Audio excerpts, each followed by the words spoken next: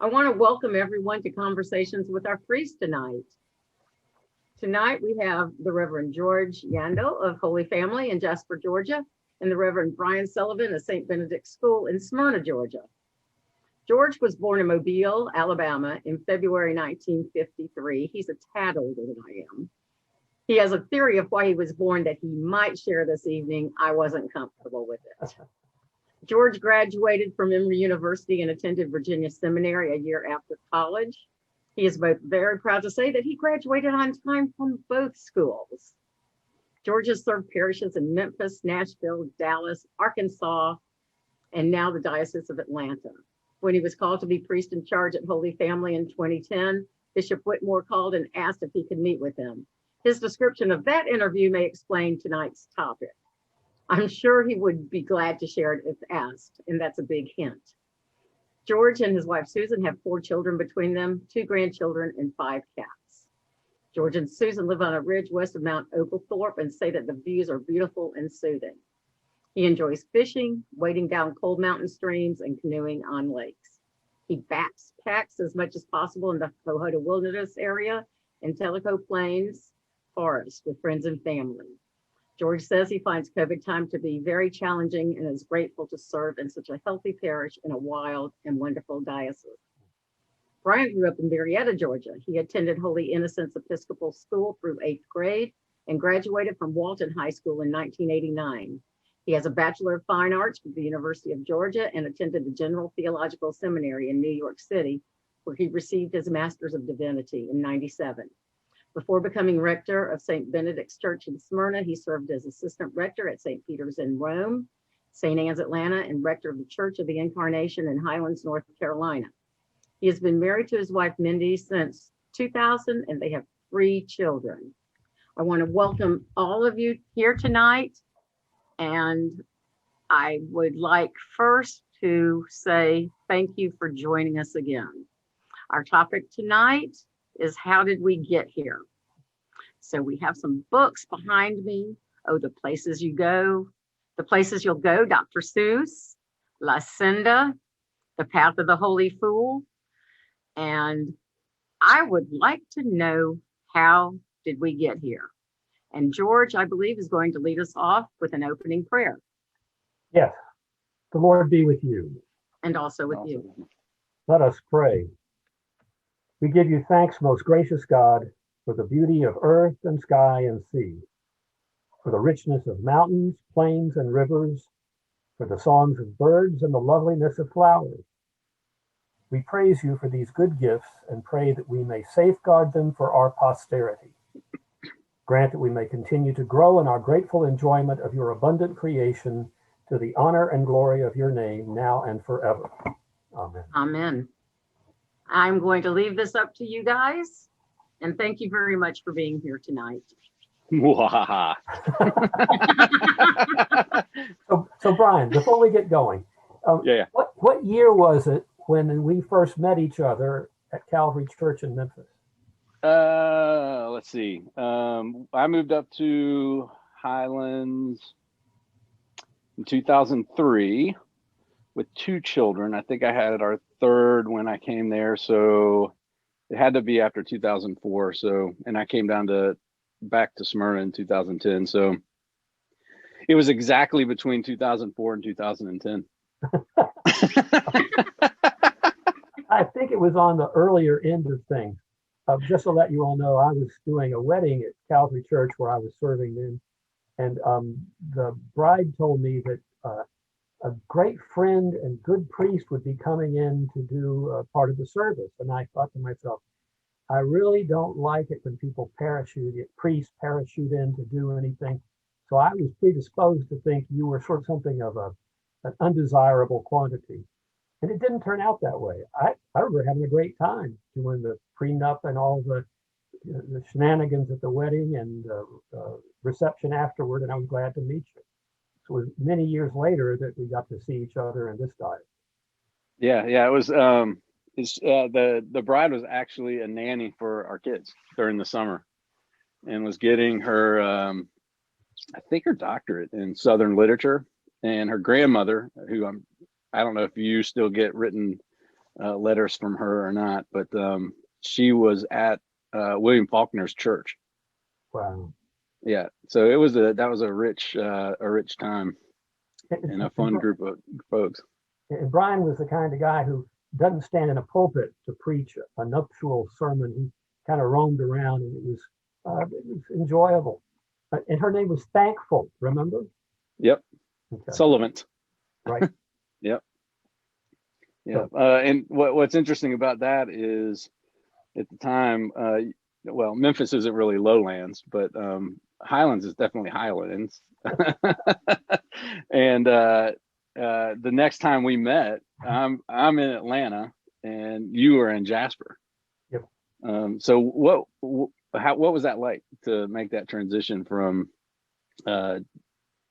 Memphis to Jasper, and what has it been like to be in the mountains to serve your parish?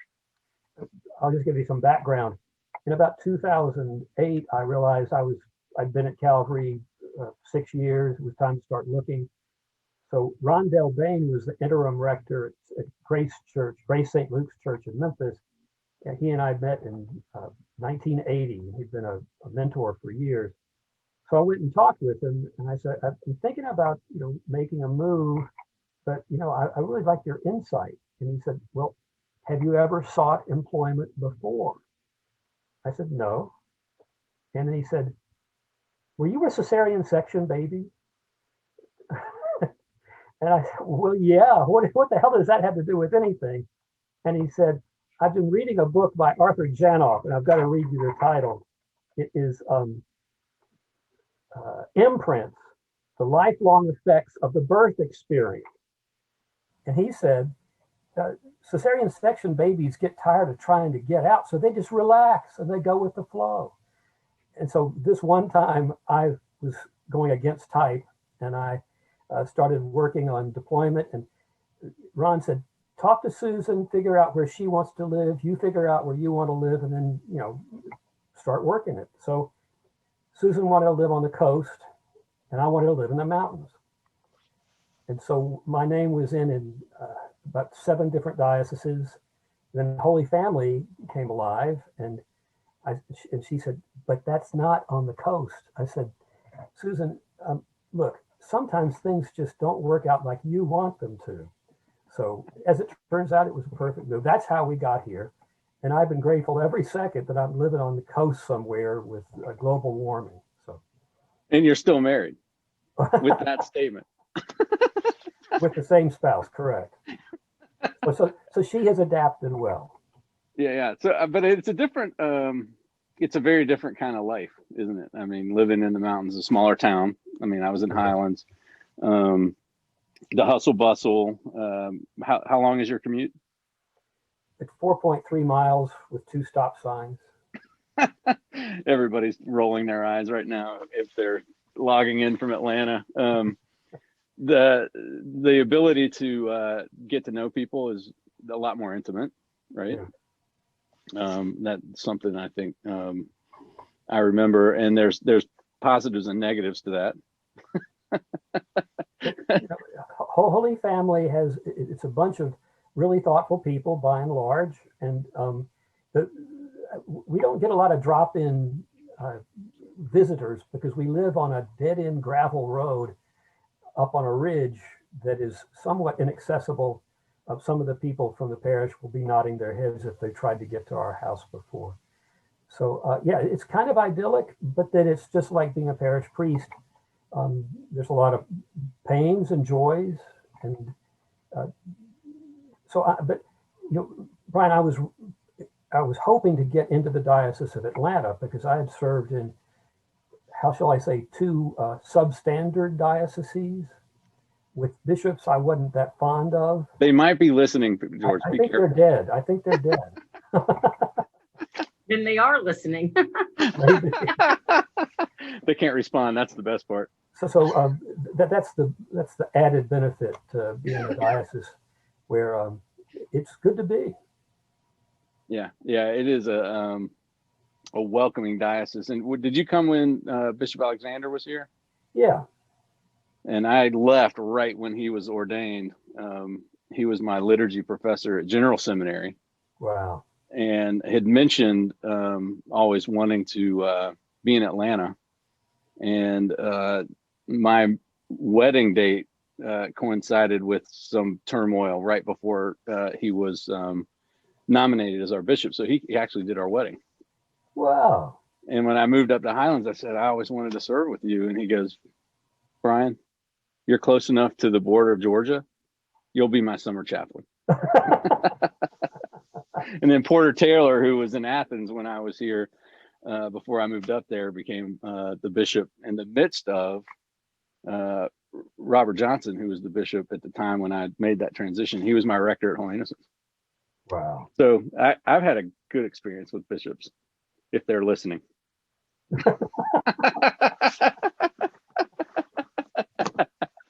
I'm sure that's what the former bishops that I've worked with are doing now. I don't know when you mentioned this to me, and I don't know if it was at the wedding or after I came back and you learned that I was the rector of St. Benedict's that had started a school. Yeah. The history of St. Benedict's is St. Anne's is, sort of North Atlanta where I served. I went up to Highlands. The gentleman who started St. Anne's was actually in seminary and was a seminarian. So I got to sort of roll around with him a little bit and teach him how to serve at the altar. And he gave me a call and said, I'm making a transition. Do you want to look at St. Benedict's? And I was like, sure, because when I got ordained, it was always to do youth work. Yeah. So when I came out of seminary, it was finding a place that needed an associate priest, but that was focused on youth. And so St. Peter's was amazing. God bless his soul. Don Black just passed away. And he was a good mentor. And, 3 years later, moved to St. Anne's.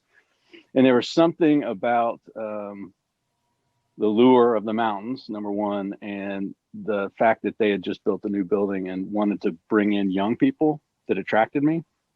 And there were some things going on as my kids got older that we needed the resources of a major city. And when he called me up and I came down to St. Benedict's and they had a school, I was like, I'm going back to my roots, I'm sort of in the midst of that. And I don't know when you said it. It was early on, either when we were just getting together at Clericus's, where clergy all come together and talk about important things. Wink, wink, nod, nod, George. But you had mentioned, and it stuck in my craw a little bit, don't go to a church with a school. Yeah. And I don't know what your experience was that made you say that. And I don't know that I've ever asked that question, but you're on the spot now. Yeah, it won't take long to answer it. When I was ordained a deacon, I was moved from my home in Knoxville to Memphis, Tennessee, and I was deacon at Church of the Holy Communion in East Memphis, which is attached to St. Mary's Episcopal Girls' School, a wonderful school, great reputation. And I was placed in what was a storage closet that didn't have any heat or air. And the woman who had been in it was an assistant principal for the middle school. And she resented my taking away that wonderful little spot. And over the years, what I realized was that if a day school is present and on the same campus as a church, they are omnipresent.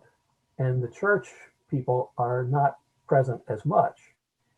And especially with staff, school has, when I look at your website, you've got a blossoming number of teachers and folks on your website that are employed. So what I did, I coined a term called the kudzu effect, that anything that's not already taken will be covered up by the school. And then I left Holy Communion and I went to Nashville. I was the vicar and then rector of a church on the northern tier. No day school. It was very calm and quiet. I went back to Memphis to Holy Communion, and for 7 years I was the senior associate. And again, the school just overwhelmed everything. We would try to have a burial service in the afternoon, but if it was at carpool time, it was like being at 14th Street in New York at 5 o'clock. Nobody moves. And so then I was called to be director of Good Shepherd Church in Dallas, which had a 250 to 350 student day school attached. And the same thing held. And so after those experiences, I thought, I don't need to be attached to a day school anymore.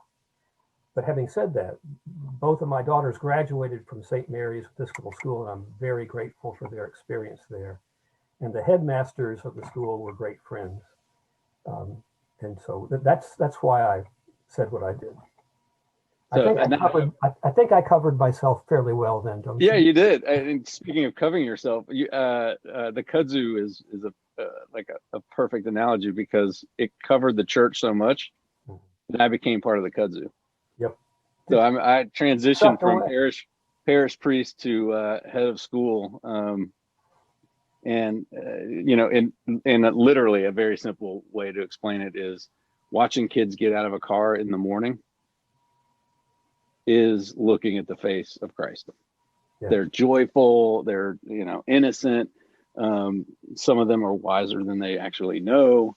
But that is, even in 32-degree weather this morning, there was reason to celebrate each one of those kids. So not to say anything about working with some of the people who are my generation and your generation, but that the ability for them to come in to a space that is centered around a church and do everything they're going to do anyway on a Monday through Friday time is incredible. And then to have a church that is filled Monday through Friday, and then it goes on.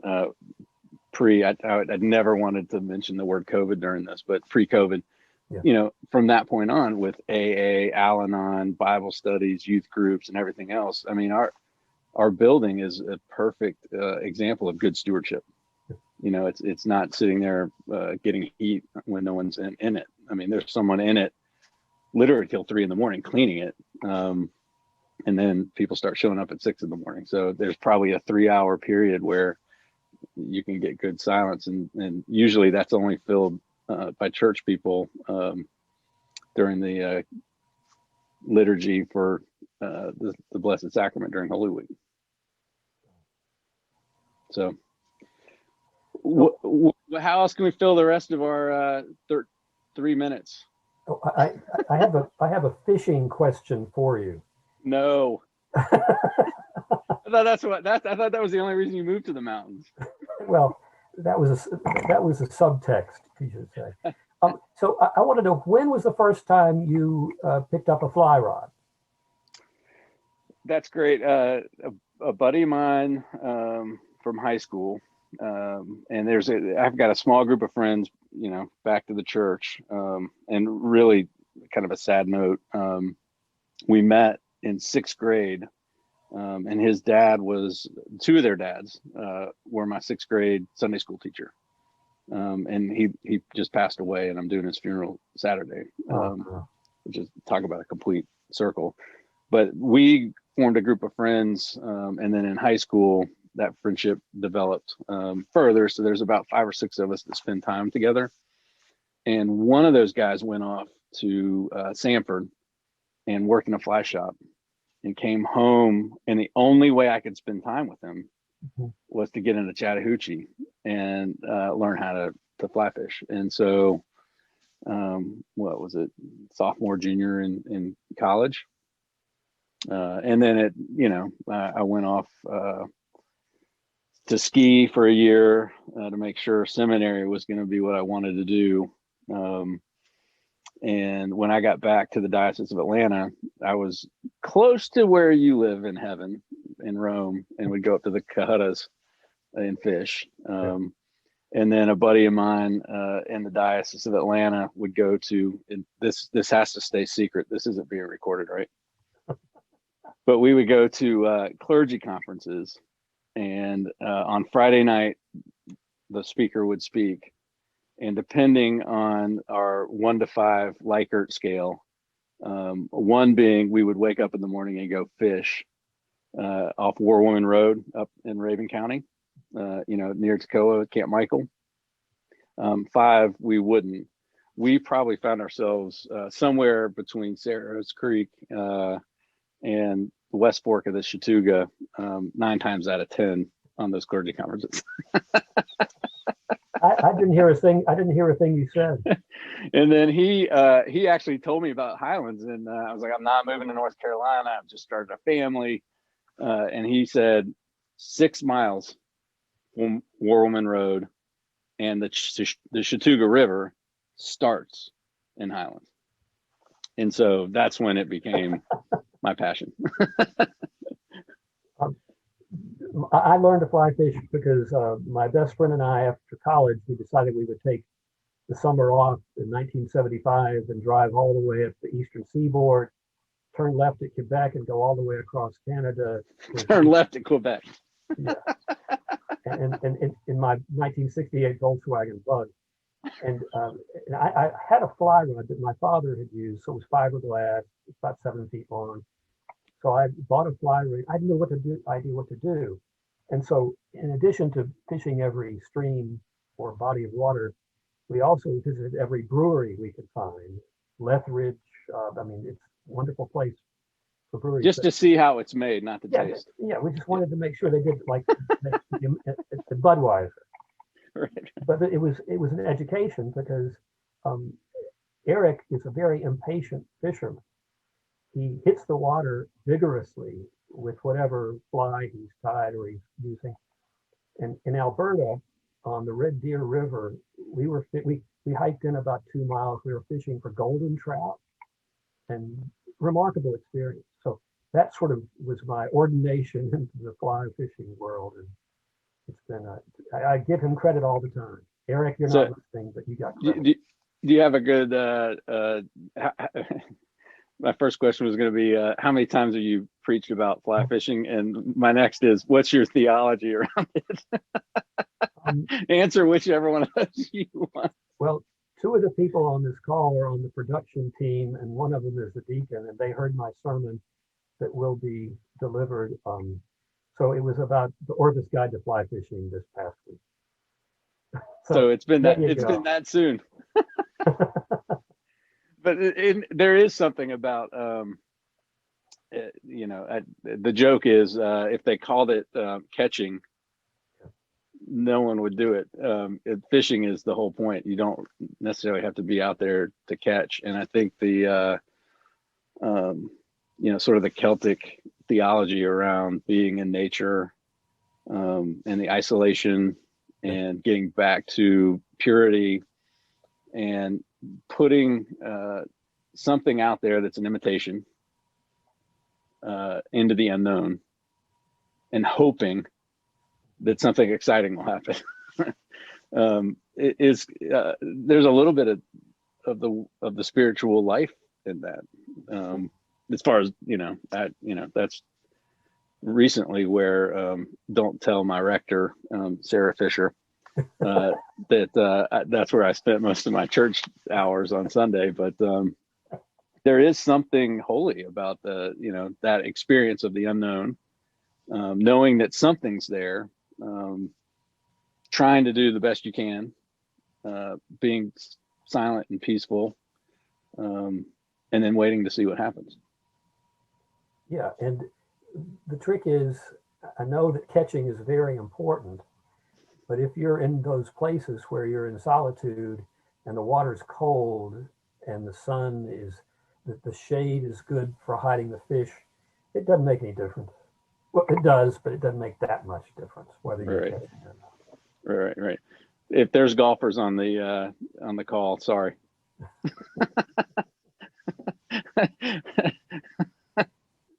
So how is your vocation now different from being a parish priest?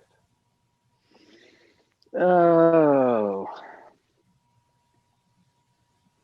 and there's some similarities, and there's I think the biggest thing is well, I'm working with professionals who are very focused on exactly what the mission is.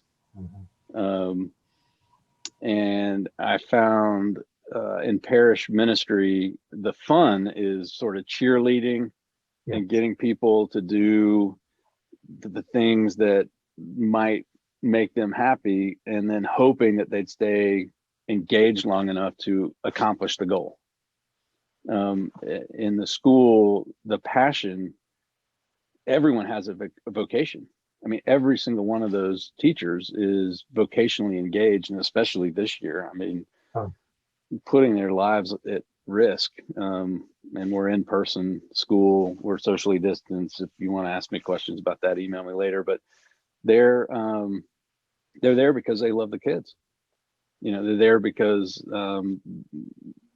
being in person is a huge part of learning, and learning is not just about academia, it's social, emotional, and for St. Benedict, spiritual. So that's, everybody's focused, and I have like 100 plus staff and faculty all focused on that one thing. Wow.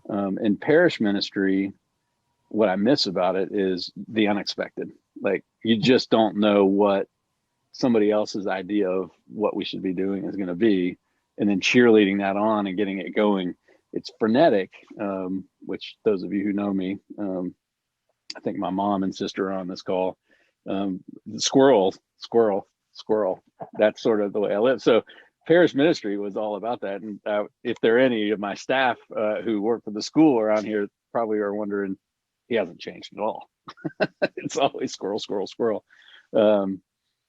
But yeah, that's the difference. I think the big part is also I engage once in a very profound way on Sunday, during the liturgy, and not just the sermon, but the full package. And then everything else sort of happens in the background.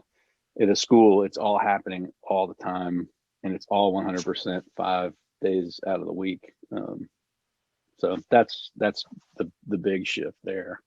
And I mean, thinking about this, communities, bringing together communities around a mission. I think it was one clericus, you had mentioned something about community organizing. Yeah. And it was something that, to use the analogy of fishing, it hooked me. And I thought, he's got something going on here. Tell me about what it is that you were in a program, I think, and then you were expounding on how that happens in Jasper. I'm going to talk for 2 minutes. I could go for 2 hours.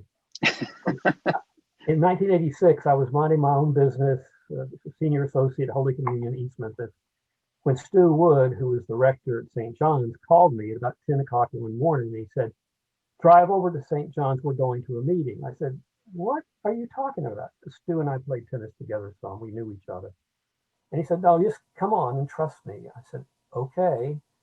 So we went and got in Stu's car. We drove to a part of Memphis I'd never been in before, farther south, off of South Parkway, to Pilgrim Rest Missionary Baptist Church. And we walk in, and there's the Bishop of West Tennessee, who was not a pleasant type, but also the Bishop of the Roman Catholic Diocese, George, you keep beating up on these bishops, man. Come on. Well, I'll give you the list someday. You'll know why. But then there were a cluster of Black clergy down front, and we were in Alan Ragland, pastor of his church, and they were sprinkled in some other white guys, Methodists, a few Roman Catholics. And so we're sort of waiting, and the hour arrived at 11 o'clock, and Alan Ragland, who became a fast friend, Alan stood up and said, "Welcome you all to Pilgrim Rest Missionary Baptist Church. I know you're not here to hear me, so I'm turning it over to Arnie Graff, senior organizer with the Industrial Areas Foundation." Arnie, a good Jewish man, brilliant, stood up and said, "Well, I came a long way to get here, and I'm very disappointed in you Black clergy. You white clergy, you turned out. You were supposed to bring at least one more person to this meeting, but you Black people didn't do that. So I feel like I should leave right now. Well, my hair's blowing back. I'm thinking, but he said, but because I'm here, I'll go on if you want me to. That hooked me, and I got trained by the IAF in a 10-day training session in this Xavier Center in Roman Catholic Center in New Jersey, just off the plains. You could see Manhattan in the distance. Transformative. And essentially, what I learned was that community organizing is a bad term to many people, but it's what Jesus did. I'm not sure who trained him, maybe John the Baptist, I don't know. But his innate sense of things was to agitate, to bring people in a place where there was common interest, build something from their interest, and then move on to the next situation. And so that transformed the way I approached the ordained ministry. And the people on the phone here from Holy Family know that we're using those tools at Holy Family regularly. After we've established the long-range plan, we have house meetings. People look at the components and they record all the information, and we bring it back. We publish all of it, every single comment. And then you weigh the number of comments, and what rises to the top becomes agenda items for modifying or renewing the long-range plan. How long did that take, Bryan? Yeah, follow-up question. So get more specific. Everybody comes together. Do you actually call a community gathering, or when you have a committee meeting, or and then you start collecting the questions at that point? So is it a committee meeting, or is it literally we're going to do a community gathering? The background before you do any community action is to have individual meetings. And the art of individual meeting was one of the most important things I learned. You sit down with people, you invite people to sit down with you that you're interested in getting to know.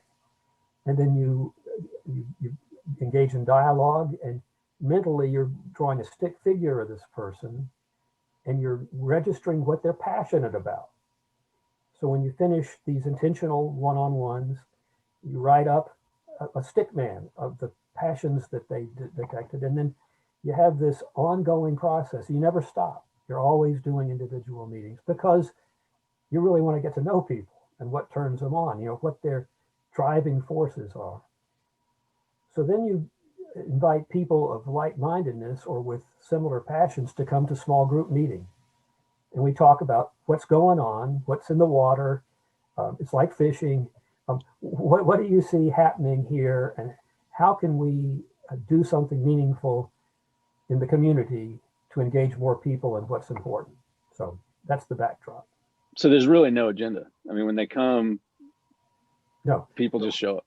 My agenda is to get to know people and to elicit from them their passion, and for them to get to know me. And that's the exciting part, because I never get tired of that. The critical part, though, is getting people of similar passion to begin to focus on issues in the wider community, and then to get into teams and go out and investigate. Yeah. So in Memphis, one of the big issues was spending on public education. And anecdotally, a lot of the members of the different parishes, congregations in the industrial area, in the Memphis area interfaith, were complaining that maintenance wasn't the same in the predominantly Black school as in the white school. So then we got, Ed Charbonnet was his name. He and I were drafted to chair this team. We recruited about 45 folks who were very concerned.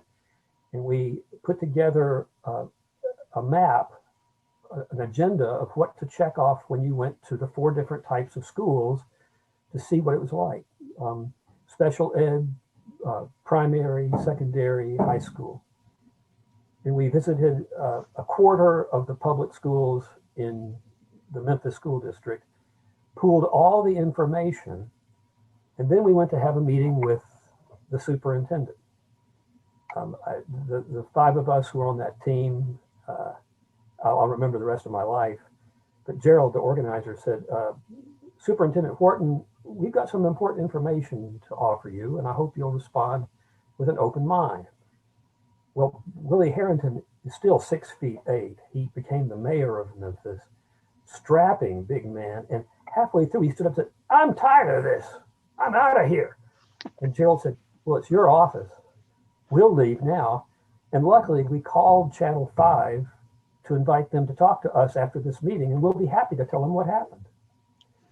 Well, my hair's blowing back, but the point was he became involved with the citizens, and the citizens began to transform the way the money was allocated or not allocated to the different schools in the system.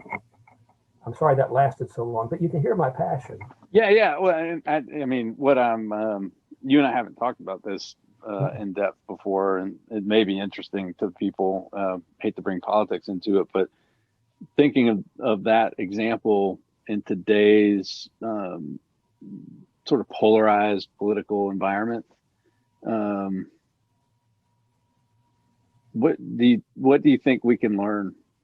I mean, I've got people on both sides. I'm testing kids before they come in, and I've got folks that don't believe in the science of that or don't want to participate in it, and they're fine to quarantine, and we can do what we need to do to keep the school open. But to non-polarize something is what it sounds like you're doing. You're bringing people together around whatever is important to people at the time. And you don't know what it is before they come together. No, if you come in with the agenda and whether it's not going to be community organizing, it's going to be you pushing people. It's not a vestry meeting. Yeah. Exactly. But see, Brian, the problem is there are fewer and fewer mediating institutions. That is, the YMCAs, the public schools, places where scouts used to meet, and of course now in COVID, we can't meet. But with fewer mediating institutions, we have fewer people who are able to converse with each other without rancor around what's important.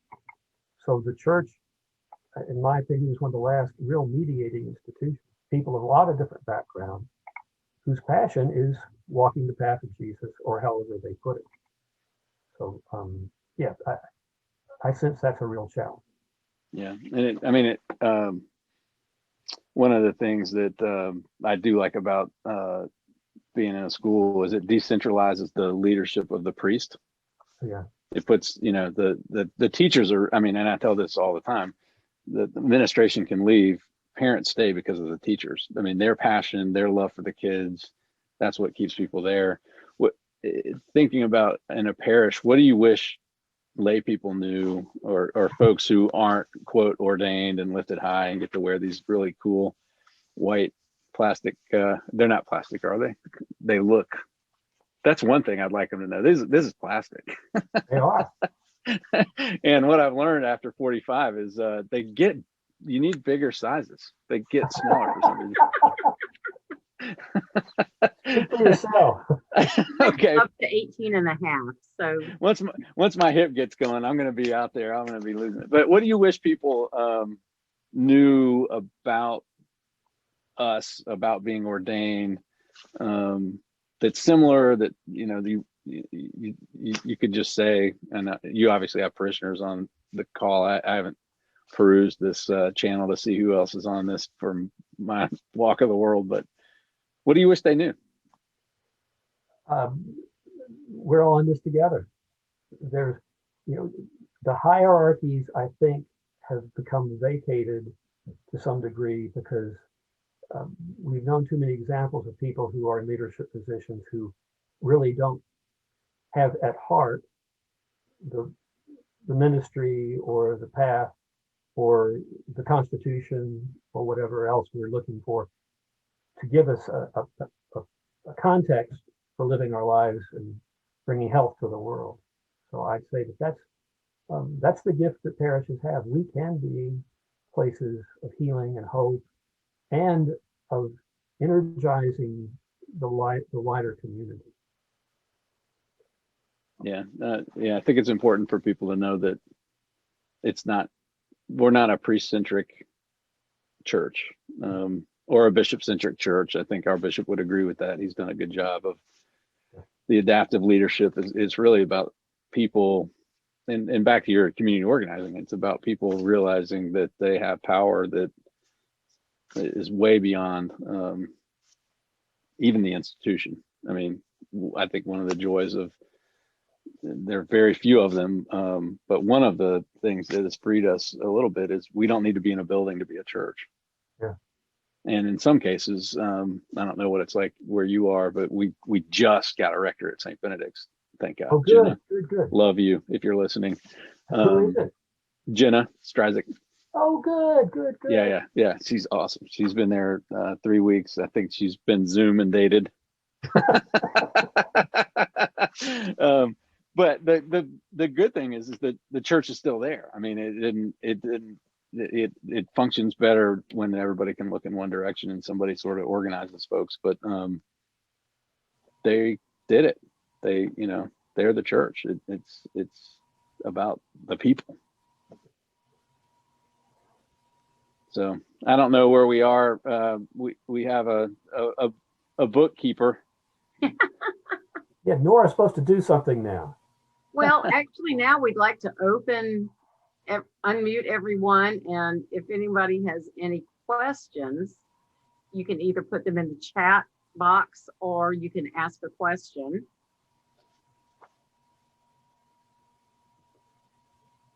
I have one. Go for it. Okay. Listening to you guys, y'all have moved around a lot. We're old. Some of us are not. Speak for yourself, cesarean youngster. babies. Okay, some of us are not cesarean babies, David. So what do you suggest for those of us who are not cesarean babies that just kind of sit back and go with the flow to try and be a little more like that? Find a spiritual mentor. Yeah, I mean, I still see, so when I got to seminary, I didn't know a whole lot about the church. And I asked this guy that was still in his, what I thought acolyte outfit, why he was still wearing his acolyte outfit from morning prayer. And he goes, well, I'm actually here to do spiritual direction. And he's from a monastery up the Hudson from General Seminary. Sorry, George. And he, but I think we're going to get close here soon. I think. Anyway, he introduced me to a therapist who was on the east side, but still a monk. And my relationship with him has continued to today. I'm going to FaceTime him tomorrow. We used to meet every other week. We're meeting once a month now.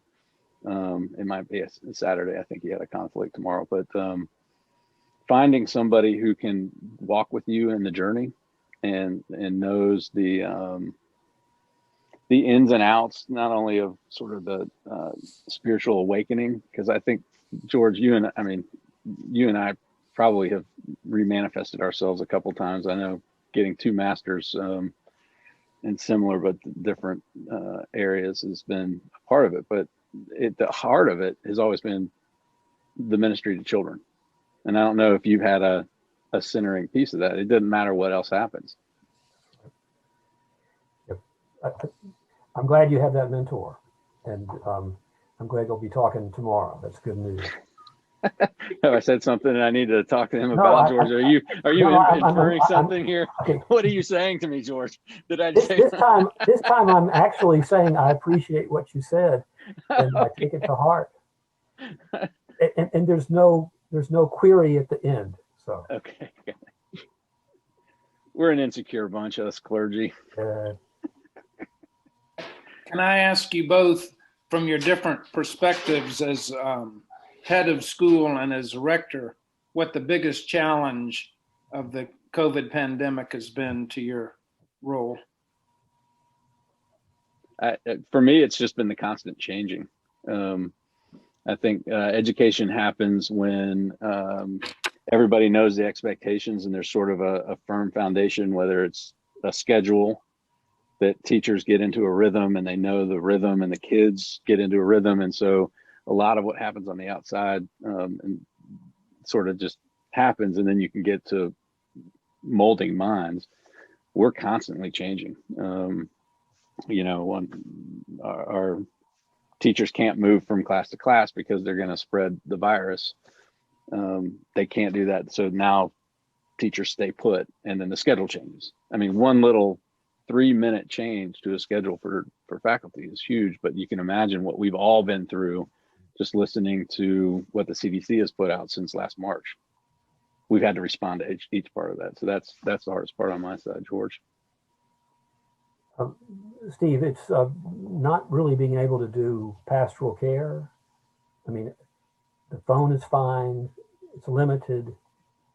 Zooming isn't. It doesn't fulfill, I think, the folks who I'm seeing or seeing me. So that's the hardest part. And then Steve just rotated off as senior warden, so he's now he's still back. participating in church things. And George, you have done a yeoman's job of. Yeah, but I'm drinking heavily though. Tea doesn't count. In all Nice tea seriousness, doesn't count. That's the biggest hurdle for me. I mean, every other week I'd be in my car at 4:15, driving down 5:15 to 75 to cross over and get to Piedmont Hospital. So I beat the traffic to be with someone who's having surgery. And Veronica is the woman in the breakfast line who would always serve me. She's a Church of God of Christ, Kojic. And she always said, "Father, what are you doing up so early?" And so, that routine is gone for a while. And that's been very difficult, not being able to be with people when they're in distress. And the phone doesn't cut it. Does anyone have any other questions? Any comments that you'd like to make? We're getting very close to 8 o'clock. So, Bryan, I think that you are going to send us forth. Is that correct? Everything's by the seat of my pants, right? You know that, George. I would like. Bryan, I just want to say to you, I appreciate your being with us on this thing. And this was great for me to hear more of your story. Yeah, no, I mean, this is, we do get together fairly often as clergy, but we never really get past the surface of what we were doing. And that's before COVID. And now it's one of those things that I don't take things like this for granted. It was a while there where everybody was meeting on Zoom and everybody was literally zoomed out. But this kind of thing is life-giving. So this has been good. Well, thank you, Nora. Next week, I want to let you know that the Reverend Julia Mitchner from the Cathedral of St. Philip and the Venerable Janet Tidwell from the Diocese of Atlanta will be our 2 participants, and they are going to talk about being brave enough to speak. 2 women talk about race. So this is going to be very interesting. Bryan, David, thank you guys so much for being with us tonight and agreeing to do this. And I want to let everyone know that if you do want to rewatch this, you can go to our website, cathedralbookstore.org, and it will be archived. Bryan, if you will do the honors, please. Sure. Let us pray.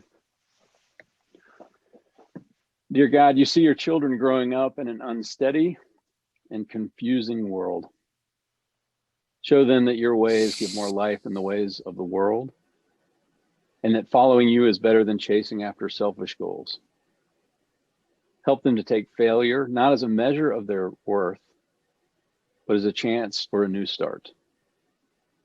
Give them strength to hold their faith in you and to keep alive their joy in your creation through Jesus Christ our Lord. Amen. Amen. Thank you, Bryan. Yeah, Thank you. Thank you. Thank you all so much, and we hope to see you here next week. Good night. See you in church. George, I'll see you on the river. Yes, sir.